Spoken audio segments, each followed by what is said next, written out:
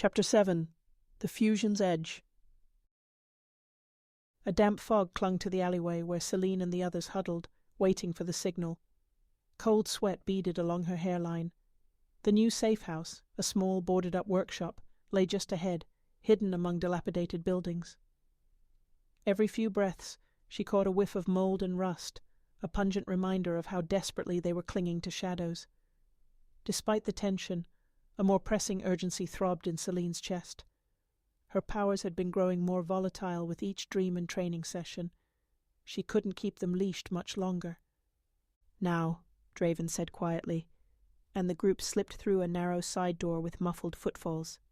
Ava led the way, scanning for signs of intrusion. The watchers who remained loyal fanned out to clear each dusty corner. Selene hugged her satchel, the corners of the dream tome pressing into her ribs. She hated this feeling of moving like prey through a world set on devouring them. For a moment her hand strayed to her pocket, where she'd hidden that metallic pin, evidence of a traitor in their midst. The weight of it left her restless and on guard. Once inside, Draven flicked on a single lantern. Its weak glow chased off the gloom, revealing a cramped space scattered with broken workbenches and rusted tool racks. Immediately, watchers started barricading the windows with salvaged planks. "All right," Draven said, voice echoing in the musty workshop. "This is our best option for now. We'll keep rotating safe houses until we figure out who's feeding intel to the organization. But first," his gaze settled on Selene, "we need to talk about your powers." Selene shifted, suddenly self-conscious. She was painfully aware of every eye turning her way, Ava's concerned empathy, Ethan's steady encouragement, a few watchers' skeptical glances. Lyle, perched on a stool in the corner, avoided her gaze, a perpetual scowl etched on his features. Draven set the lantern down and folded his arms. "You're capable of Oneiric Fusion.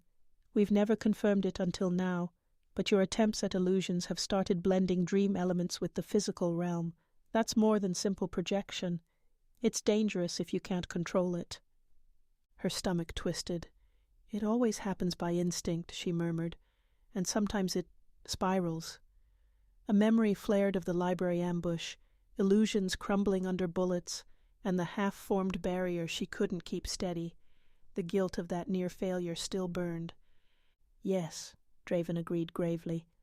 "Oneiric Fusion requires intense emotional balance.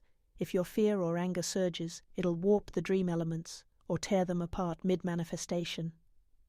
He gestured for her to follow him to a clear patch of floor. "Come on, we'll practice here, right now." Around them, watchers paused their tasks, drawn by the hint of something extraordinary. Ava stood ready, arms crossed over her chest, ready to intervene if Selene's power overwhelmed her. Ethan sidled closer, offering Selene a small nod of reassurance. She inhaled slowly, then closed her eyes. With Draven's low-voiced guidance, she reached inward.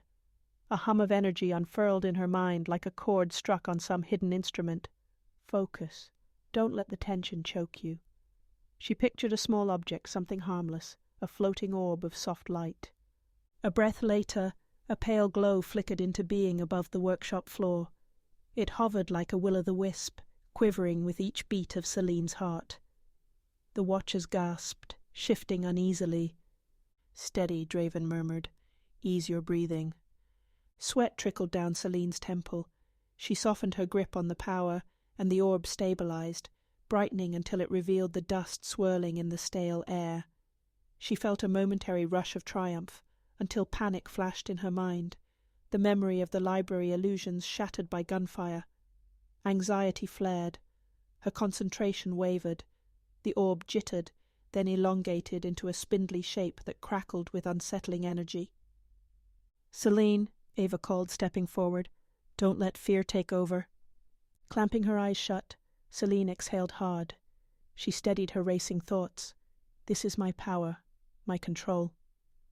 Gradually, the spindly form shrank back into a soft sphere of light.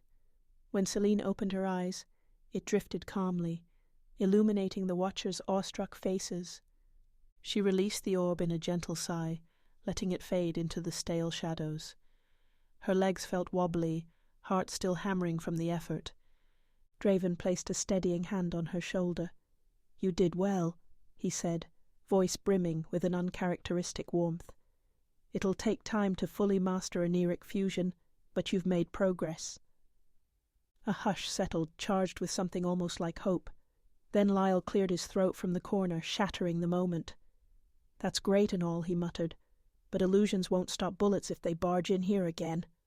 His tone carried a bitter edge. Ethan's eyes narrowed. "We're not giving up real defenses, Lyle, but if Selene can shield us, bend the environment in critical moments, then we have a better chance of outmaneuvering the enforcers or confusing them long enough to escape." Lyle just snorted and turned away, fiddling with a handheld device. Ava's gaze flicked between Selene and Lyle, but she said nothing. Instead, she stepped closer to Selene, voice low. "You've tapped into something powerful, but Draven's right. Your emotions feed it. Keep your mind clear, or it'll tear you apart from the inside." Selene nodded, arms still trembling. Despite her fatigue, a current of determination coursed through her veins. She felt Ethan's hand rest lightly against her back in encouragement. Draven turned to address everyone. "We'll refine her fusion skills in private sessions. The rest of you, stay vigilant. Another relocation may be necessary soon. Until we identify the mole or reinforce our dream shields, we can't let our guard down." The watchers dispersed, returning to barricades and scanning for listening devices. Draven guided Selene to a quieter corner, where they pored over the dream tome's cryptic markings. He pointed to a rune that glowed faintly under her fingertip, describing how it could help anchor illusions to stable dream energy. She listened intently, absorbing each word despite her exhaustion. For the first time, knowledge lit the path forward, an understanding that her wild instincts could be honed. Yet in the far reaches of the workshop, Lyle's restless presence unnerved her. Glancing once, she found him watching her with an unreadable expression, the shadows obscuring half his face. Was he impressed? Or resentful? Suspicion flared. Could he be the one feeding secrets to the organization? She stifled the thought, focusing on Draven's lesson. Still, the question lodged like a splinter in her mind. When they finally paused, Selene's head buzzed from the influx of new information.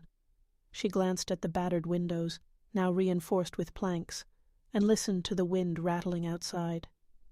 A storm was brewing out there. She could feel it in her bones.